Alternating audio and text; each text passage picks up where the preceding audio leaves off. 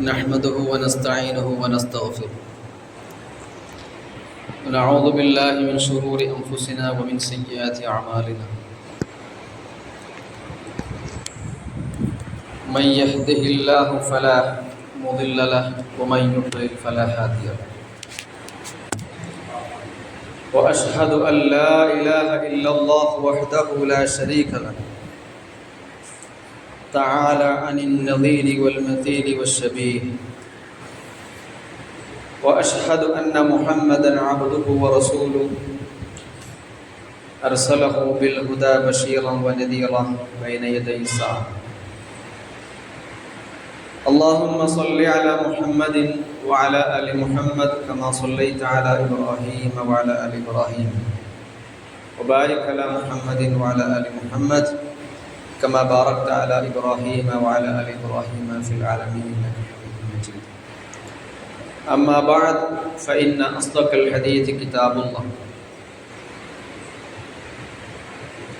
وأفضل هدي محمد صلى الله عليه وسلم وشر الأمور محدثاتها وكل محدثة بدعة وكل بدعة ضلالة وكل ضلالة في النار عباد الله أوصيكم وإياي أولا بتقوى الله يا أيها الذين آمنوا اتقوا الله حق تقاته ولا تموتن إلا وأنتم مسلمون صدق الله العلي العظيم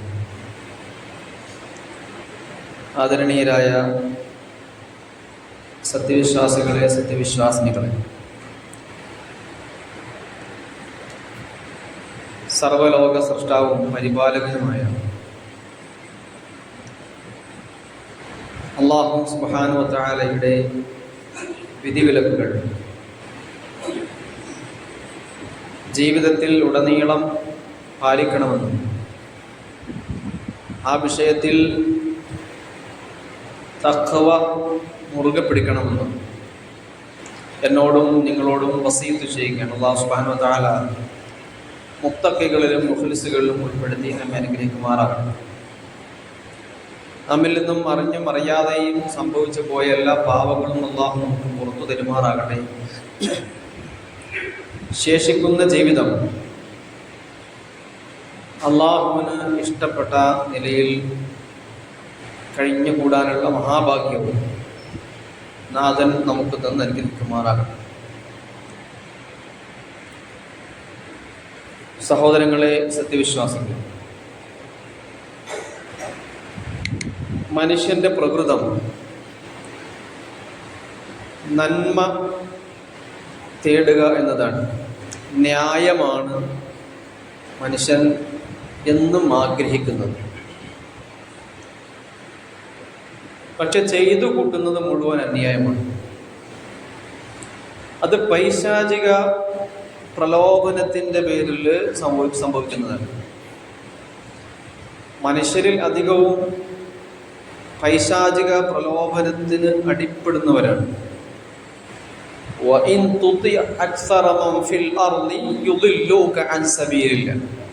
നബി സല്ലല്ലാഹു അലൈഹി വസല്ലം സംബോധന ചെയ്ത് അല്ലാഹു പറയാണ്, ഭൂമിയിലുള്ള ഭൂരിപക്ഷത്തെയാണ് അങ്ങ് പിൻപറ്റുന്നതെങ്കിൽ അള്ളാഹുവിൻ്റെ മാർഗത്തിൽ നിന്നും അവർ താങ്കളെ തെറ്റിച്ചു കളയും. ഭൂരിപക്ഷം മനുഷ്യന്മാരും ന്യായത്തിൻ്റെ ഒപ്പം അല്ല എന്നവർ. മനുഷ്യൻ ആഗ്രഹിക്കുന്നത് ന്യായമാകുമ്പോഴും ഭൂരിപക്ഷം ആളുകളും അന്യായത്തിൻ്റെ കൂടിയാണ്. ഇത് പിശാചിന്റെ പ്രലോഭനമാണല്ലോ. പിശാച് എന്താ ചെയ്യുക?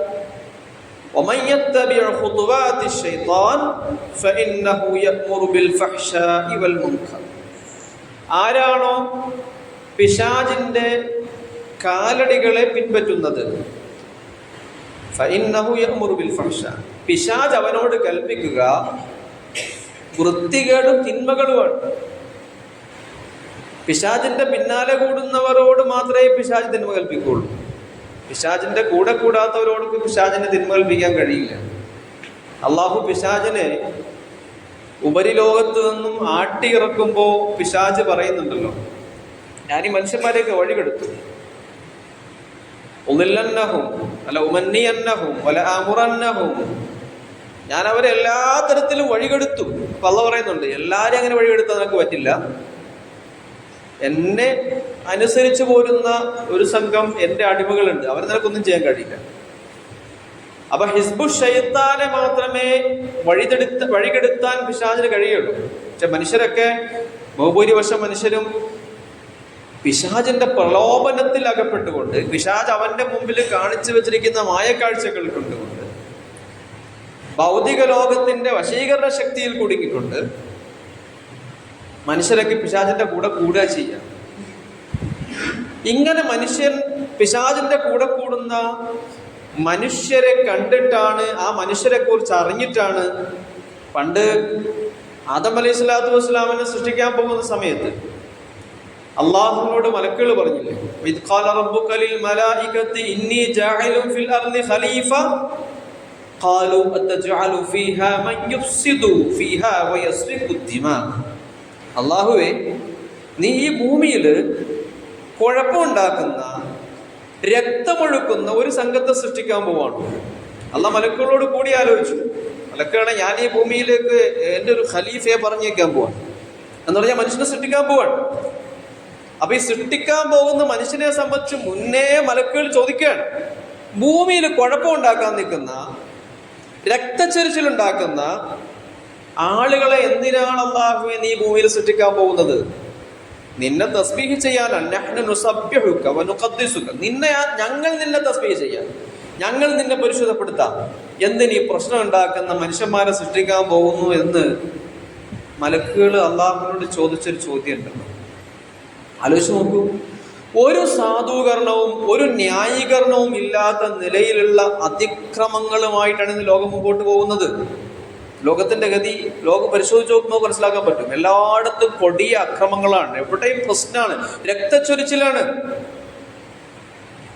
ഇന്നിപ്പോ ലോക ജനസംഖ്യാ ദിനം 8 ബില്യണിലേറെയുണ്ട് ലോക മനുഷ്യന്മാരെന്നാണ് 2023 കണക്കാണ്.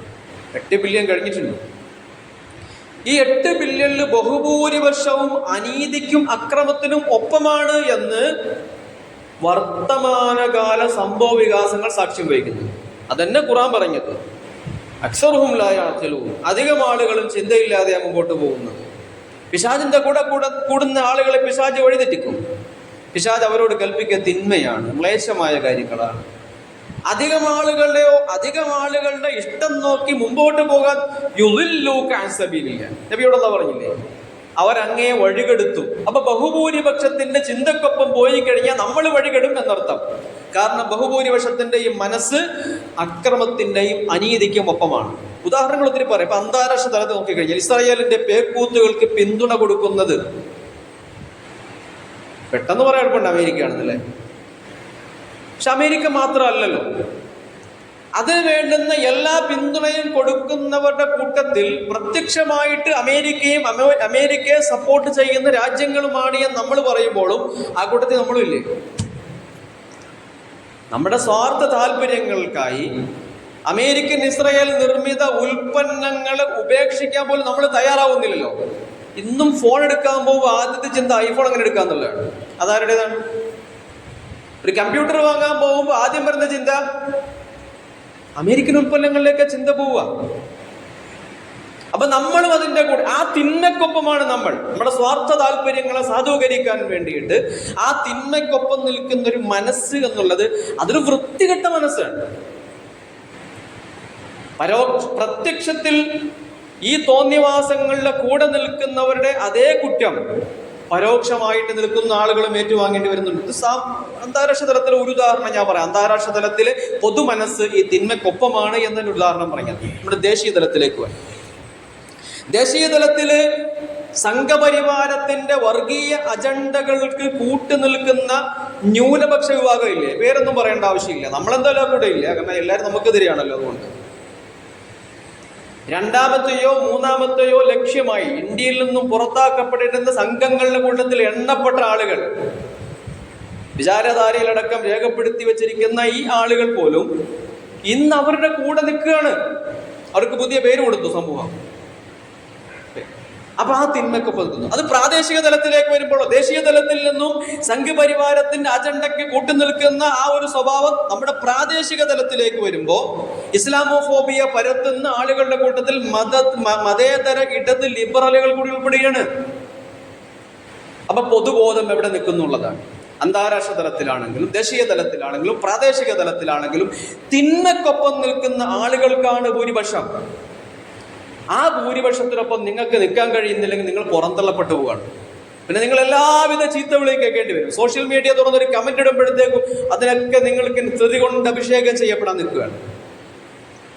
പ്രതീക്ഷക്ക് വക നൽകുന്ന എന്തെങ്കിലും ഒന്ന് കണ്ടെത്താൻ പോലും ആവാതെ നിരാശരായി പോയ സത്യത്തിന്റെ ഒരു ചെറുപക്ഷം ഈ കൂട്ടത്തിൽ ബാക്കിയാവുകയാണ്. ബാക്കിയെല്ലാം ഭൂരിപക്ഷക്ക് തിന്മക്ക് പോവാണ്.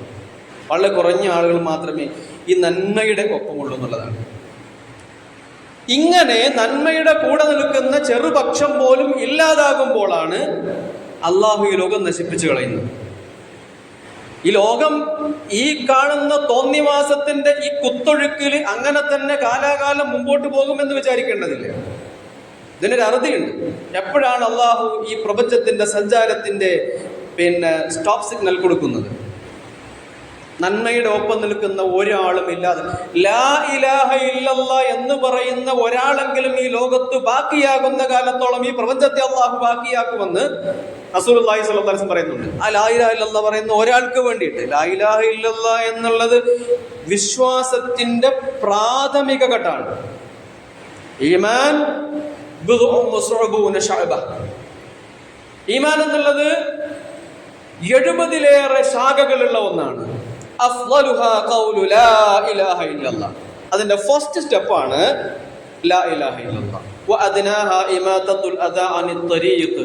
അതിന്റെ അവസാന ശാഖ എന്നുള്ളത് വഴി തടസ്സം, മാർഗ തടസ്സം മാറ്റുക എന്നുള്ളതാണ്. എന്ന് പറഞ്ഞാൽ സാമൂഹികമായി രംഗത്തിറങ്ങുന്ന പൊതുനന്മയ്ക്ക് വേണ്ടി പ്രവർത്തിക്കുന്ന, നിരത്തുകൾ നന്നാക്കാൻ വേണ്ടി രംഗത്തിറങ്ങുന്ന, രാഷ്ട്രീയമായിട്ട് ഇടപെടുന്ന, മനുഷ്യന്റെ പ്രാദേശികമായ പ്രശ്നങ്ങൾ തീർത്തു കൊടുക്കാൻ ഇറങ്ങുന്ന ആ ഒരു സംഘം ഈമാനിന്റെ പൂർണ്ണതയാണ്. അതിനാന്ന് പറഞ്ഞാൽ അതിന്റെ ഏറ്റവും ലാസ്റ്റത്ത് എന്ന് പറഞ്ഞാൽ മൊത്തത്തിൽ ഇടപെടുക. അപ്പൊ അതൊക്കെ മാറ്റി വെച്ച് വ്യക്തിതലത്തിലേക്ക് ഒതുങ്ങിക്കഴിഞ്ഞാൽ ഞാനും എന്റെ ഈമാനും മാത്രമായി ബാക്കി നിൽക്കാനാണെങ്കിൽ ഞാൻ ലാ ഇലാഹ ഇല്ലല്ലാഹ് പറയുന്ന കാലത്തുള്ള ഈ പ്രപഞ്ചം ആ ലാ ഇലാഹ ഇല്ലല്ലാഹ്ക്ക് വേണ്ടി ബാക്കി നിൽക്കുമെന്ന്. വേറെ ഒന്നും നിങ്ങൾക്കില്ല എങ്കിലും നോമ്പില്ല, നിസ്കാരമില്ല, ഹജ്ജില്ല, എല്ലാം ഒഴിവാക്കി ആ ലാ ഇലാഹ ഇല്ലല്ലാഹ് മാത്രമേ ഉണ്ട്. അങ്ങനെയുള്ള ഒരാൾക്ക് വേണ്ടി പ്രപഞ്ചം ബാക്കി നിൽക്കുമെന്ന്.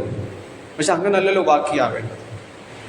അപ്പൊ തിന്മ ലോകത്ത് വ്യാപിച്ചു കഴിയുമ്പോൾ നന്മയുടേതായ അംശങ്ങളും ലോകത്തില്ലാതെ വരുമ്പോൾ ഇത് ഈ തിന്മേന്റെ വഴിക്ക് പോകുന്ന ആളുകൾ ഇങ്ങനെ നോക്കുമ്പോൾ ഞങ്ങൾക്ക് എല്ലാവിധ സപ്പോർട്ട് കിട്ടുന്നുണ്ടല്ലോ, ഞങ്ങളിങ്ങനെ ഈ തിന്മയുടെ വഴിക്ക് പോകുമ്പോഴത്തേക്ക് പ്രശ്നമൊന്നും ഉണ്ടാകുന്നില്ലല്ലോ, എല്ലാവരും ഞങ്ങളുടെ കൂടെയല്ലേ എന്നൊരു വിചാരം ഉണ്ടല്ലോ.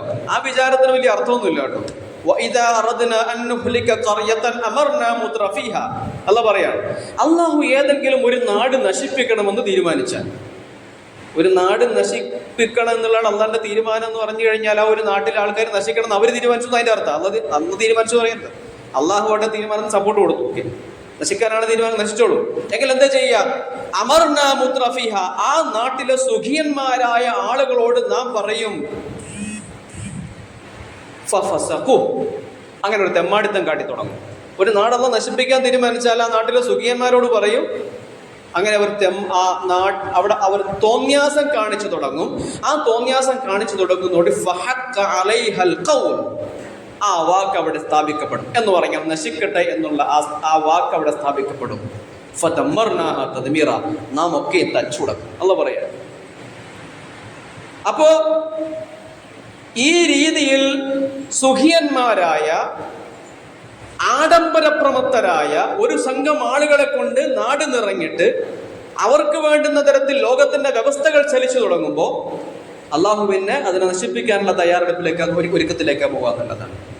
അപ്പൊ ലോകം സഹോദരങ്ങളെ അവസാന കാലമാകുമ്പോൾ നമ്മൾ പറയുന്നത്, ഇപ്പൊ നമ്മളൊക്കെ ആഖിർ സമാനിലാണെന്ന് സാധാരണ ഇങ്ങനെ പറയുന്നത്. ആഖിർ സമാൻ അവസാനത്തെ, നമ്മൾ ഏറെക്കൊരു അവസാനത്തിൽ തന്നെയാണ്. അവസാന കാലമാകുമ്പോൾ നബി സല്ലല്ലാഹു അലൈഹി വസല്ലം പറയുന്നുണ്ട്, ലോകം അനീതി കൊണ്ട് നിറക്കപ്പെടുമെന്നാണ്. ലോകം അവസാനത്തോട് എടുക്കുമ്പോഴത്തേക്ക് ആദ്യമൊക്കെയാണ് കുറെ നന്മയുണ്ട്, ഈ നന്മകൾ ഇങ്ങനെ കൈമോശം വന്ന് പോവാണ്. നന്മകൾ കൂടി വരികയല്ലോ, നന്മകൾ കുറഞ്ഞു പോവാ. നമ്മളുടെ ചെറുപ്പത്തിലേക്ക് ഒന്ന് പോയി നോക്കൂ. വേണ്ട, ഒരു 5 കൊല്ലം മുമ്പത്തെ അവസ്ഥയിലേക്ക് പോയി നോക്കൂ, ഒരു 10 കൊല്ലം മുമ്പത്തെ അവസ്ഥയിലേക്ക്. ലോകം നന്നാവുകയാണോ, ലോകം ചീത്തയാവുകയാണോ? ലോകം ചീത്തയായിക്കൊണ്ടിരിക്കുകയാണ്. ആദ്യ കാലഘട്ടങ്ങളിൽ ആളുകൾ കള്ള് കുടിച്ചു കൂത്താടിയിരുന്ന ഒരു കാലത്ത് നിന്നും ഇന്ന് മാറി സിന്തറ്റിക് ഡ്രഗ്സിലേക്ക് എത്തിയിരിക്കുന്നു. അത് സമൂഹത്തിന്റെ ഉന്നത ശ്രേണിയിലുള്ള ആളുകൾ പോലും ഇത്തരത്തിലുള്ള ലഹരി ഉപയോഗത്തിന്റെ പേരിൽ അറസ്റ്റ് ചെയ്യപ്പെടുകയും പിന്നെ സമൂഹത്തിന് മുമ്പിൽ നിന്ന് മാപ്പ് പറയേണ്ടി വരികയും ചെയ്യുന്ന ഒരു ഘട്ടത്തിലേക്ക് എത്തി നിൽക്കുന്നു. യുവത പലപ്പോഴും ഇത്തരത്തിലുള്ള ലഹരികളിൽ അടിപ്പെട്ടിരിക്കുന്നു. അതിന് കുറയില്ല, അതിന് കൂടുകയാണ്. ഇവിടെ ചിലക്ക് നിലപാടുണ്ടല്ലോ, ഒരു വശത്ത് ഇങ്ങനെ ലഹരി വിരുദ്ധ മുദ്രാവാക്യം മുഴക്കുമ്പോൾ മറുവശത്ത് ലഹരി ഇങ്ങനെ കുമിഞ്ഞുകൂടാണ്. ഞാൻ കുറ്റപ്പെടുത്താനൊന്നും ആഗ്രഹിക്കുന്നില്ല, അറിയാം നിങ്ങൾക്ക് സംഘങ്ങൾ, അത് കൂടിക്കൊണ്ടിരിക്കുക. അപ്പൊ ഈ ഒരു നിലക്ക് ലോകം ആകും എന്നാണ് നബി സല്ലല്ലാഹു അലൈഹി വസല്ലം പറയുന്നു.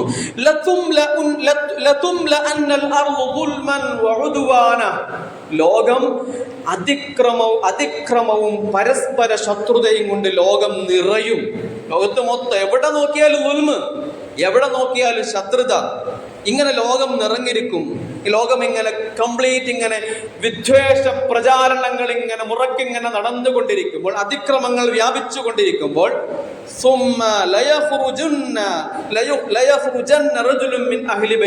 അങ്ങനെ ഇരിക്കുമ്പോഴാണ് എൻ്റെ അഹ്ലു ബൈത്തിൽപ്പെട്ട, എൻ്റെ കുടുംബത്തിൽപ്പെട്ട ഒരാള് രംഗത്തേക്ക് വരിക.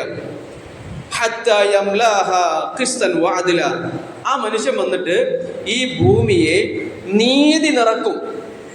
അക്രമം കൊണ്ട് വ്യാപിച്ചിരുന്ന ഈ ഭൂമിയെ ഈ മനുഷ്യൻ വന്നിട്ട് നീതിയിലേക്ക് കൊണ്ടുവരും.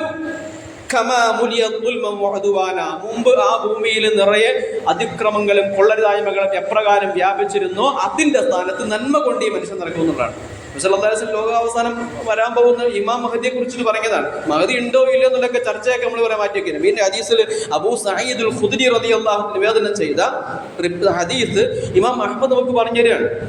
ഞാൻ പറഞ്ഞു, ആ ഒരു കാലമായി എന്ന അർത്ഥത്തിലല്ല പറഞ്ഞത്. ലോകം അവസാനത്തിലേക്ക് പോകുന്തോറും ലോകം കൂടുതൽ ചീത്തയായിക്കൊണ്ടിരിക്കുന്നു എന്നുള്ളതാണ്. ഇമാം മഹദി വരുന്ന കാലമായെന്നുള്ള ചർച്ചയൊക്കെ മാറ്റി വെക്കുക, അതിന്റെ പോകേണ്ട ആവശ്യമില്ല. അപ്പൊ ലോകം നശിച്ചുകൊണ്ടിരിക്കുകയാണ്.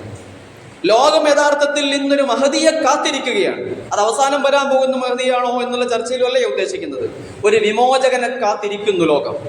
ആ വിമോചകനാകാൻ ആർക്കും പറ്റും? അക്രമവും നിരാശയും അതിന്റെ വക്താക്കൾ പോലും മടുത്തിരിക്കുന്ന ഒരു കാലത്തല്ലേ നമ്മൾ ജീവിക്കുന്നത്. കൊടിയ അക്രമങ്ങളെയും അനീതിയെയും ലോകം എങ്ങനെ പ്രൊമോട്ട് ചെയ്യുമ്പോഴും സപ്പോർട്ട് കൊടുക്കുമ്പോഴും ഇതിന് പിന്തുണ കൊടുക്കുന്ന ആളുകൾ പോലും ഈ അക്രമം മടുത്തിട്ടുണ്ട്. നിങ്ങൾ ഞാനിന്ന് പറയുന്നു, ലോക അന്താരാഷ്ട്ര ജനസംഖ്യാ ദിനാണ്. ഈ അന്താരാഷ്ട്ര ജനസംഖ്യാ ദിനത്തിലെ പ്രമേയം എന്താണെന്ന് ഇക്കൊല്ലത്തെ പ്രമേയം, empowering young people to create the families they want in a fair and hopeful world എന്ന് പറഞ്ഞാൽ നീതിയുക്തവും പ്രതീക്ഷാ നിർഭരവുമായ ഒരു ലോകക്രമം ആഗ്രഹിക്കുന്ന കുടുംബ സൃഷ്ടിക്കായുള്ള യുവശാക്തീകരണം. ഇത് നീണ്ട വാക്കാണ്. ഇത്രയേ ഉള്ളൂ. സമാധാനമുള്ള ലോകം ഉണ്ടാക്കാൻ വേണ്ടിയുള്ള ഒരു ഫാമിലി സൃഷ്ടിക്കാൻ വേണ്ടി യുവാക്കളെ ശക്തിപ്പെടുത്തുകയാണ്. യുവാക്കൾ നല്ല മക്കളൊക്കെ ഉണ്ടാകുക. അർത്ഥത്തിൽ പുതിയ ഇനി കല്യാണം കഴിക്കാൻ പോകുന്ന ആളുകൾ ഒരു നല്ല കുടുംബത്തെ ഉണ്ടാക്കട്ടെ. ആ നല്ല കുടുംബ ലോകത്ത് സമാധാനം കൊണ്ടുവരട്ടെ. ഇതാണ് പുതിയ ഈ ദിനത്തിലെ തീം എന്നുള്ളത്. അപ്പൊ ലോകം അത് ആഗ്രഹിക്കുന്നു. ലോകം മടുത്തു. കഷ്ടപ്പാട്, ഈ ദുരന്തവും ഈ പ്രയാസവും ലോകം മടുത്തു. സ്വന്തം സുഖത്തിനാണല്ലോ അവരന്റെ സമാധാനം കെടുത്തുന്നത്. എന്തിനാ ഇപ്പൊ ഇങ്ങനെ യുദ്ധം ഉണ്ടാക്കുന്നത്? എന്തിനാ അങ്ങനെ തല്ലുണ്ടാക്കുന്നത്? എന്തിനാ അങ്ങനെ പ്രശ്നം ഉണ്ടാക്കുക? എന്തിനാ അങ്ങനെ തീരുവ കൂട്ടുന്നത്? എനിക്ക് സുഖം കിട്ടണം, അപ്പൊ അതിന് മറ്റുള്ളവനെ കഷ്ടപ്പെടുത്തുക എന്നുള്ളതാണ്. പക്ഷെ മനസ്സിലാക്കേണ്ട ഒരു സംഗതി, അശാന്തി വിതയ്ക്കുന്നവർക്ക് ഒരിക്കലും ശാന്തി കൊയ്യാനാവില്ല. വാളെടുത്തവൻ വാളാലെ എന്നൊരു ചൊല്ലുണ്ട് മലയാളത്തിൽ. എന്താണോ വിതയ്ക്കുന്നത് അതാണ് തിരിച്ചു കൊയ്യാൻ പറ്റുക. സമാധാനത്തിന്റെ വഴിയിലൂടെ അല്ലെങ്കിൽ ലോകം പരസ്പര സമാധാനത്തിൽ ആരെയും ആക്രമിക്കാതെ പണ്ട് മാവേലി നാട് പാടിരുന്നത് പോലെ സമത്വസുന്ദരമായ ഒരു ലോകമാണ് നമ്മൾ സ്വപ്നം കാണുന്നെങ്കിൽ, എല്ലാവരും അങ്ങനെ തന്നെ ആഗ്രഹിക്കുന്നവരാണെങ്കിൽ പ്രശ്നമൊന്നുമില്ല. പക്ഷെ എല്ലാവരും അങ്ങനെ അല്ലെങ്കിൽ പിന്നെ ഈ ലോകത്ത് ശാന്തി നിലനിൽക്കണമെങ്കിൽ പരസ്പര ഭീതി ഉണ്ടാവണം. ഞാൻ എൻ്റെതൊരു തിയറി അവതരിപ്പിക്കുകയല്ല. പരസ്പര സമാധാനമില്ലെങ്കിൽ പരസ്പര ഭീതി ഉണ്ടാകണം. ആ പരസ്പര ഭീതിയിലൂടെ ലോകത്തിന് സമാധാനം നൽകും. വിശുദ്ധ ഖുർആൻ സൂറത്തുൽ ബഖറയിലെ 251 ആയത്ത്, വലൗലാ ദഫ്റുല്ലാഹി ഇന്നാസ ബഅദഹും ബിബഅദിൻ ലഫസദത്തിൽ അർദ്. അള്ളാഹു ചില ആളുകളെ ചിലരെ കൊണ്ട് തടഞ്ഞില്ലായിരുന്നെങ്കിൽ എന്ന് പറഞ്ഞാൽ ഇവർക്ക് ഈ രാജ്യത്തിന് ആ രാജ്യത്തിന്റെ പേടി, ആ രാജ്യത്തിന് ഈ രാജ്യത്തിന്റെ പേടി, ഈ രാജ്യത്തിന്റെ കയ്യിൽ അനുഭവം ഉള്ളത് കൊണ്ട് ആ രാജ്യത്തിന്റെ ഭയം, അവർക്ക് അനുഭവം ഉള്ളതുകൊണ്ട് ഇവർക്കും ഭയം, അതുകൊണ്ട് പരസ്പരം ആക്രമിക്കുന്നില്ല. ഇതാണല്ലോ ലോകത്ത് നടന്നുകൊണ്ടിരിക്കുന്ന ഒരു തിയറി. ഇന്ത്യ പാകിസ്ഥാൻ അതിർത്തി തർക്കങ്ങൾ ഉണ്ടാകുമ്പോഴത്തേക്ക് നമ്മുടെ നാട്ടിലെ സംഖ്യകൾ പറയാറില്ലേ, അങ്ങോട്ട് കയറി അങ്ങോട്ട് അടിക്കുന്നു പറഞ്ഞിട്ട്. എന്താ അടിച്ചുണ്ടാവുക? എന്തിനാ തുടങ്ങിയ യുദ്ധം പെട്ടെന്ന് നിർത്തിയത്? ഭീതിയുണ്ടെന്നർത്ഥം. ഞാൻ രാജ്യങ്ങളെ സപ്പോർട്ട് ചെയ്യാറില്ല, തെറ്റിദ്ധരിക്കല്ല. അവിടെയും പേടിയാണ്, ഇവിടെയും ഭയമാണ്. ആ ഭയം നിലനിൽക്കുന്നത് കൊണ്ട് പ്രശ്നങ്ങൾ ഉണ്ടാകാതെ പോകുന്നു എന്നുള്ളതാണ്. ഈ ഭയം തന്നെ, പരസ്പരം നിലനിൽക്കുന്ന ഈ ഭയം തന്നെ അള്ളാഹുവിന്റെ ഒരു അനുഗ്രഹമാണ്. ഇങ്ങനെയൊക്കെ അള്ളാഹു ജനത്തോട്, ലോകത്തോട് അള്ളാഹു ഫദ്ൽ ചെയ്യാറുണ്ട്. അതായത് ശാക്തിക ചേരികളുടെ നിലനിൽപ്പ് പോലും പ്രപഞ്ചത്തിന്റെ നിലനിൽപ്പിന് അനിവാര്യമാണെന്നർത്ഥം. മുതലാളിത്തത്തിന്റെ നേതൃത്വം കൈയാളുന്ന അമേരിക്ക ഇന്നിപ്പോ എല്ലാ അർത്ഥത്തിലും ശ്രമിച്ചുകൊണ്ടിരിക്കുന്ന ഈ ശാക്തിക ചേരികൾ അട്ടിമറിക്കാനാണ്. അത് സൈനികമായിട്ടാണെങ്കിലും സാമ്പത്തികമായിട്ടാണെങ്കിലും തിരിവങ്ങനെ കൂട്ടിക്കൊണ്ടിരിക്കുകയാണ്. ഇപ്പൊ ചൈന എന്നുള്ളൊക്കെ ഇറക്കുമതിക്ക് വലിയ പൈസ ഇട്ടിരിക്കുന്നു, ഇന്ത്യ എന്നുള്ള, ചൈന എന്നുള്ളത്. ഇത് അട്ടിമറിക്കപ്പെടണം. ലോകത്ത് സാമ്പത്തിക ശക്തിയായി ഞങ്ങൾ മാത്രം ഉണ്ടായാൽ മതി, വേറെ ആരും പൊങ്ങി വരരുത്. ലോകത്ത് സൈനിക ശക്തിയായിട്ട് ഞങ്ങൾ മാത്രം മതി, വേറെ ആരും ഉണ്ടാകരുത്. പണ്ട് മറ്റൊരു രാജ്യം അനുഭവം ഉണ്ടാക്കാൻ ശ്രമിച്ചു കഴിഞ്ഞാൽ ഞങ്ങളുടെ സ്റ്റെല്ലർ ഫൈറ്റുകൾ അതിന്റെ മുകളിൽ നിന്ന് ബോംബിട്ട് കളയും. ഈ അക്രമം, ശാക്തിക ചേരികൾ അട്ടിമറിക്കാനുള്ള ഈ ശ്രമം. സഹോദരങ്ങളെ, അതോടെ നിൽക്കട്ടെ. ഈ ബലാബലത്തിൽ മുൻതൂക്കം നിൽക്കുന്നത് ആരെന്ന് ചോദിച്ചു കഴിഞ്ഞാൽ വർദ്ധിച്ച ജനസംഖ്യയുള്ള രാജ്യങ്ങളാണ് ഇതിൽ മുമ്പിൽ നിൽക്കുക. ജനസംഖ്യ അതിനാണ്. ഇപ്പൊ ഇറാൻ ഇസ്രായേൽ പോരാട്ടം പെട്ടെന്ന് അവസാനിപ്പിക്കാനുണ്ടായ കാരണം എന്താണ്? അതിന് ഇസ്രായേലിന് നിർബന്ധിതമാക്കിയത് ഈ ഒരു തിരിച്ചറിവാണ്. ഇറാനിൽ ആളുണ്ട്, ഇവിടെ ആളില്ല. ഇറാൻ എന്ന് പറഞ്ഞാൽ ലോകത്ത് ഭൂവിസ്തൃതിയിൽ അത്യാവശ്യം മുമ്പിൽ നിൽക്കുന്ന ഒരു രാജ്യമാണ്. തീരെ ചെറിയ രാജ്യമൊന്നുമല്ല ഇറാൻ. ഇറാന്റെ ഭൂപടം നിങ്ങൾ എടുത്ത് നോക്കൂ, നല്ല വലിപ്പമുള്ള രാജ്യമാണ്. അപ്പൊ അവിടെയുള്ള അത്ര ആൾ ഇവിടെ ഇല്ല. സൈനിക സേവനത്തിൽ നിന്ന് ഒഴിവ് കൊടുത്തിരുന്ന ഇസ്രയേലിലെ തീവ്ര ഓർത്തഡോക്സ് ജൂത വിഭാഗങ്ങൾ കൂടി നിർബന്ധിത സൈനിക സേവനമാക്കി ഇസ്രയേൽ. അതിനെതിരെ പ്രശ്നം നടന്നുകൊണ്ടിരിക്കുകയാണ് കുറെ കാലങ്ങളായി. ചില ആൾക്കാർ ഈ മതത്തിന്റെ പേരിൽ മാത്രമേ നടക്കുന്ന പുരോഹിത വർഗ്ഗങ്ങളായ കുറെ ആൾക്കാരുണ്ട് അവിടെ. അവരിങ്ങനെ സൈന്യത്തിലേക്ക് വരേണ്ട ആവശ്യമില്ല എന്നുള്ള ഇസ്രായേലിൽ ഇതുവരെ ഉണ്ടായിരുന്ന നിലപാട്. പക്ഷെ ഇപ്പൊ സൈന്യത്തിൽ ചേരാൻ ആളില്ലാതായി. കാരണം കുറെ ആളുകൾ അവിടെ ഗസയിൽ മരിക്കുന്നുണ്ടല്ലോ. നമ്മളിങ്ങനെ പത്രത്തിലോ അല്ലെങ്കിൽ ചാനലുകളിലൊന്നും ഇസ്രായേലിന്റെ ഭാഗത്ത് നിന്ന് നഷ്ടപ്പെടുന്ന സൈനികരെ കുറിച്ച് നമുക്ക് വായിക്കാൻ കഴിയില്ല. കുറെ കഴിയുമ്പോൾ ഇവർ സമ്മതിക്കുന്നുണ്ട് ഞങ്ങളുടെ എണ്ണം കുറഞ്ഞിട്ടുണ്ട് എന്നുള്ളത്. അത് ആവിയായി പോയതല്ല, യുദ്ധക്കളത്തിൽ മരിച്ചു വീണതാണ്, ചത്തതാണ്. അല്ല, അംഗബലം, പിന്നെ ശരീരത്തിൽ നിന്ന് അവയവങ്ങൾ നഷ്ടപ്പെട്ട് ഇങ്ങനെ വികലാംഗരായി പോയതാണ്. അപ്പൊ ഈ തിരിച്ചറിവ് ഇവർക്ക് വന്നിട്ടുണ്ട്. നോക്കൂ, ഈ അർത്ഥത്തിൽ മുസ്ലിം രാഷ്ട്രങ്ങളും സമൂഹവും വമ്പിച്ച അംഗബലമുള്ള സമൂഹമാവുകയും, ഇപ്പൊ ഇസ്രായേലിൽ നിന്ന് മുസ്ലിങ്ങൾ പഠിക്കേണ്ട ഒരു പാഠത്തെ കുറിച്ചിട്ട് പറയാണ്. അവിടെ ആള് കുറവാണ്, നമ്മളെന്ത് വേണം? നമ്മൾ ആളുണ്ടാവണം, നമ്മൾ ആള് കൂട്ടണം. അംഗബലമുള്ള സമൂഹമാണ് മുസ്ലിം സമൂഹം. അംഗബലം ഉണ്ടായാൽ മാത്രം പോലെ വൈജ്ഞാനികമായി കരുത്താർജിക്കുകയും വേണം. ഒരു നാട്ടിൽ കുറേ ആളുണ്ടായിട്ട് കാര്യമൊന്നുമില്ല. ആ ആളുകൾക്ക് എന്തെങ്കിലും ചെയ്യാൻ കഴിയണം, അറിവുണ്ടാകണം എന്നർത്ഥം. മലക്കുകളെക്കാൾ അള്ളാഹു മനുഷ്യന് സ്ഥാനം നൽകിയത് തന്നെ അറിവിന്റെ പേരിലാണ്. ആദം അലൈഹി സ്വലാത്തു വസ്സലാമിനെ അള്ളാഹു സൃഷ്ടിച്ചു വെച്ച് നേരത്തെ പറഞ്ഞ മലക്കുകൾ ഇങ്ങനെ തർക്കം ഉന്നയിച്ചല്ലോ അള്ളാഹിന്റെ മുമ്പിൽ. എന്തിനാണ് ഈ മനുഷ്യനുണ്ടാക്കാൻ പോവുക എന്ന് അള്ളാഹോട്ട് ചോദിക്കുമ്പോഴത്തേക്കും അള്ളാഹു മലക്കുകളോട് പിന്നെ ആദമിനെ വെച്ചൊരു പരീക്ഷണം നടത്തുന്നുണ്ട്.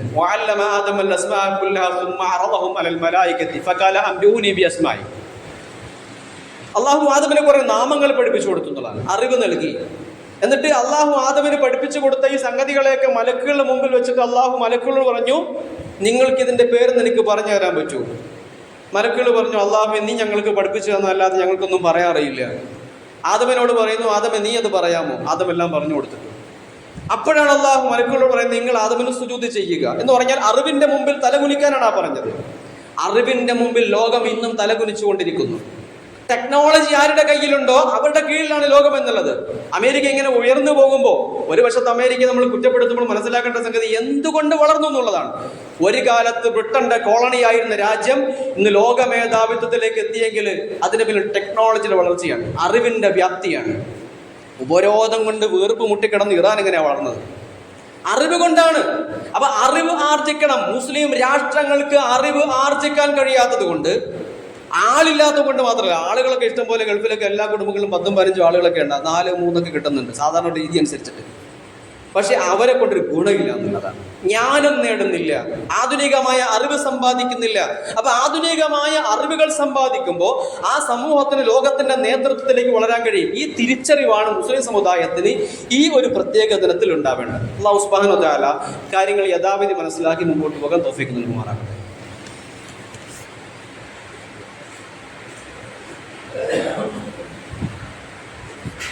അൽഹംദുലില്ലാഹി റബ്ബിൽ ആലമീൻ വസല്ലല്ലാഹു വസല്ലം അലാ മുഹമ്മദിൻ വആലിഹി വസഹ്ബിഹി അജ്മഈൻ. യാ അയ്യുഹല്ലദീന ആമനൂ തഖുല്ലാഹ ഹഖ്ക തുഖാതിഹി വലാ തമൂതുന്ന ഇല്ലാ വഅൻതും മുസ്ലിമൂൻ. ആദരണീയരായ സഹോദരങ്ങളെ, അല്ലാഹു സുബ്ഹാനഹു വ തആലയുടെ വിധിവിലക്കുകൾക്കൊത്ത് ജീവിതത്തെ ചിട്ടപ്പെടുത്തുക, എല്ലാ ഘട്ടത്തിലും തഖ്വ കൈമുതലാക്കുക. അല്ലാഹു സുബ്ഹാനഹു വ തആല മുത്തഖികളിലും മുഖ്ലിസുകളിലും ഉൾപ്പെടുത്തി നമ്മെ അനുഗ്രഹിക്കുമാറാണ്. സഹോദരങ്ങളെ, ലോകത്തെ സമാധാനത്തിൻ്റെ വഴിയിലേക്ക് തിരിച്ചു നടത്തണമെങ്കിൽ മൂല്യങ്ങളിലേക്ക് മടങ്ങുക എന്നത് മാത്രമേ അതിൻ്റെ ഒരു പരിഹാരമായിട്ടുള്ളൂ.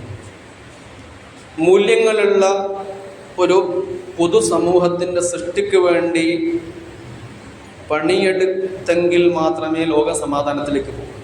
ഇവിടെ ചോദ്യം ബാക്കി നിൽക്കുന്നുണ്ട്, എന്താണ് ആ മൂല്യം?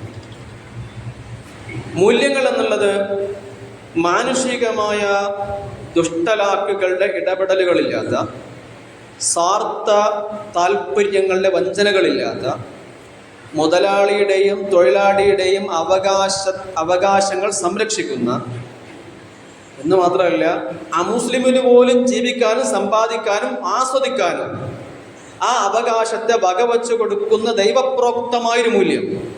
ചുരുക്കി പറഞ്ഞാൽ ഇസ്ലാമിൻ്റെ പ്രത്യേകത അതാണ്. ഇസ്ലാമിൽ തൊഴിലാളിക്ക് വേണ്ടിയുള്ള നിയമമല്ല, മുതലാളിക്ക് വേണ്ടിയുള്ള നിയമമല്ല, രണ്ടുപേർക്കുള്ള നിയമങ്ങൾ അവിടെയാണ്. മുസ്ലിമിന് വേണ്ടി മാത്രമല്ല ഒരു ഇസ്ലാമിക രാഷ്ട്രം ഉണ്ടാകുക എന്നുള്ളത്. അവിടെ ആ മുസ്ലിം പ്രജക്ക് എല്ലാവിധ അവകാശത്തോടു കൂടിയും എല്ലാവിധ സ്വാതന്ത്ര്യത്തോടു കൂടിയും ജീവിക്കാൻ കഴിയുന്നുള്ളതാണ്. അതിനെയാണ് മൂല്യം എന്ന് പറയുക. വിശുദ്ധ ഖുർആനിൽ അല്ലാഹു സൂറത്തുൽ മുംതഹനയിൽ ലാ യൻഹാകുമുല്ലാഹു അനിൽ ലദീന ലം യുഖാതിലുകും ഫിദ്ദീനി വലം യുഖ്രിജൂകും മിൻ ദിയാരികും അൻ തബറൂഹും വതുഖ്സിതു ഇലൈഹിം ഇന്നല്ലാഹു യുഹിബ്ബുൽ മുഖ്സിതീൻ.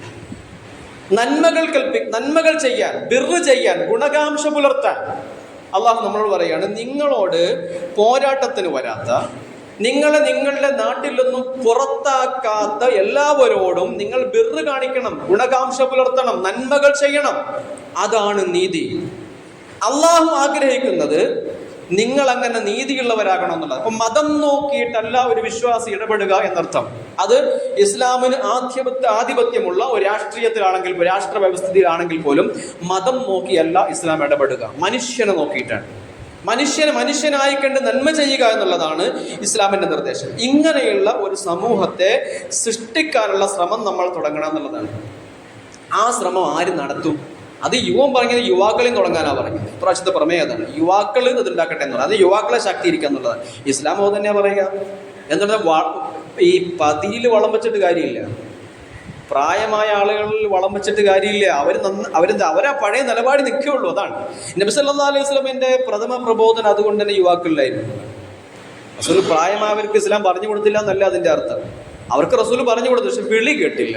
വിളി കേട്ടത് ഈ ചെറുപ്പമായിരുന്നു എന്നുള്ളതാണ്. നബി സല്ലല്ലാഹു അലൈഹി വസല്ലമയേക്കാൾ പ്രായം കുറഞ്ഞ ആളുകളാണ് അള്ളാഹുവിൻ്റെ റസൂലിൻ്റെ വിളിക്ക് ഉത്തരം ചെയ്ത ആളുകൾ. ആ ആളുകളിൽ നിന്നിട്ടാണ് ഒരു പുതിയ ഇസ്ലാമിക കുടുംബം ഉണ്ടായത്. ആ പുതിയ ഇസ്ലാമിക കുടുംബമാണ് പിന്നീട് വന്ന മനോഹരമായ ഇസ്ലാമിക സമൂഹത്തിൻ്റെ അടിത്തറയായത്. ആ അടിത്തറയിൽ നിന്നിട്ടാണ് അറേബ്യയിൽ നിന്ന് ചൈനയിലേക്കും ഇന്ത്യയിലേക്കും ഇന്തോനേഷ്യയിലേക്കും യൂറോപ്പിലേക്കുമൊക്കെ ഇസ്ലാമിക ദർശനവുമായി അവർ കപ്പൽ കയറിയത്. സഹോദരങ്ങളെ, നീതിയിൽ അധിഷ്ഠിതമായ, അതാഗ്രഹിക്കുന്ന ഒരു തലമുറയ്ക്ക് വേണ്ടിയുള്ള ശ്രമമാണ് നമ്മൾ ഓരോരുത്തരും നടത്തേണ്ടത്. ആ ശ്രമം നമ്മളുടെ കുടുംബങ്ങളിൽ തുടങ്ങണം, നമ്മളിൽ നിന്നും ആ ശ്രമം തുടങ്ങണം. അങ്ങനെ പരിശീലിക്കപ്പെട്ട ഈ ഒരു കുടുംബം വേണം ആ ഒരു നാടിൻ്റെ സാമൂഹികമായ അവസ്ഥയെ മാറ്റി പണയാൻ. ആ ഒരു നാട് വേണം ഈ ലോകത്തിന്റെ ഇന്ന് നിൽക്കുന്ന ഈ അതിക്രമത്തിന്റെ, അനീതിയുടെ, സമരത്തിന്റെ, യുദ്ധത്തിന്റെ ഈ അവസ്ഥയിൽ നിന്ന് ലോകത്തെ സമാധാനത്തിലേക്ക് കൈപിടിച്ചുയർത്താൻ. എത്രയോ കൊച്ചു സംഘങ്ങളാണ് വൻ സംഘത്തെ അതിജയിച്ചിട്ടുള്ളത്. ഞാൻ ആദ്യം പറഞ്ഞു വെച്ച ലോകത്തെ ആകെ ഗ്രസിച്ചിരിക്കുന്ന മനുഷ്യരാശിയിൽ ബഹുഭൂരിപക്ഷം നിലനിൽക്കുന്ന ഈ കൊള്ളരുതായ്മയുടെ ഈ ഒരു കൂട്ടത്തെ തിരുത്താൻ കഴിയുന്ന ഒരു കൊച്ചു സംഘം എന്നുള്ളത് ആദർശാധിഷ്ഠിതമായ അടിത്തറയുള്ള ആ ഒരു സമൂഹത്തിനാണ്. അത് ഇസ്ലാമിനാണ് കഴിയുക, അത് നമുക്കാണ് കഴിയുക. ആ ഒരു തിരിച്ചറിവാണ് ഉണ്ടാകേണ്ടത്. അല്ലാഹു സുബ്ഹാനഹു വ തആല അതിനുള്ള ത്രാണി നമുക്ക് തന്ന് അനുഗ്രഹിക്കുമാറാകട്ടെ, അതിനുള്ള ഈമാനിക ബലം തന്ന് അനുഗ്രഹിക്കുമാറാകട്ടെ. കാരുണ്യവാനായ നാഥ, ബലഹീനരാണ് ഞങ്ങൾ. അല്ലാഹുവേ, ഈ ലോകത്തിന്റെ ഹിദായത്തിന് നീ ഞങ്ങളെ നിമിത്തമാക്കണേ. അല്ലാഹുവേ, ഏത് പ്രകാരം ഈ ലോകം തിന്മ കൊണ്ട്, അതിക്രമങ്ങൾ കൊണ്ട് നിറഞ്ഞിട്ടുണ്ടോ, ഈ ലോകത്തെ നന്മ കൊണ്ട് നിറക്കാനുള്ള മഹാഭാഗ്യം ഞങ്ങൾക്ക് നൽകി അനുഗ്രഹിക്കണമേ. അല്ലാഹുവേ, ഉമ്മ മുസ്ലിമയെ നീ അതിന് പ്രാപ്തമാക്കണേ. അല്ലാഹുവേ, ഞങ്ങളുടെ പാപങ്ങളൊക്കെ പുറത്തു തരണമേ നാഥ. കഷ്ടപ്പെടുന്ന പല ആളുകളും ഞങ്ങളുടെ കൂട്ടത്തിലുണ്ട്. ശാരീരികമായും സാമ്പത്തികമായും മാനസികമായും പലതരത്തിലും എല്ലാവരുടെയും എല്ലാവിധ പ്രയാസങ്ങളെയും ഏറ്റവും നന്നായി അറിയുന്നവൻ നീയാണ്. അത് തീർത്തു കൊടുക്കാനും നിനക്ക് മാത്രമാണ് കഴിവുള്ളത്.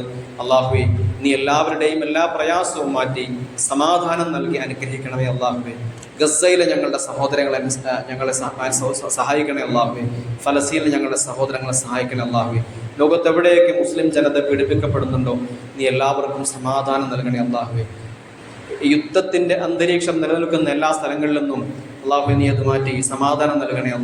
اللهم اغفر للمؤمنين والمؤمنات والمسلمين والمسلمات الأحياء منهم والأموات إنك مجيب الدعوات يا قاضي الحاجات. اللهم أعز الإسلام والمسلمين وأذل الشرك والمشركين. اللهم إنا نعوذ بك من فتنة القبر ومن عذاب القبر ومن عذاب النار ونسألك الفردوس الأعلى. ربنا آتنا في الدنيا حسنة وفي الآخرة حسنة وقنا عذاب النار. ربنا تقبل منا إنك أنت السميع العليم وتب علينا إنك أنت التواب الرحيم. وصلى الله وسلم على محمد وآله وصحبه أجمعين والحمد لله رب العالمين. السلام عليكم.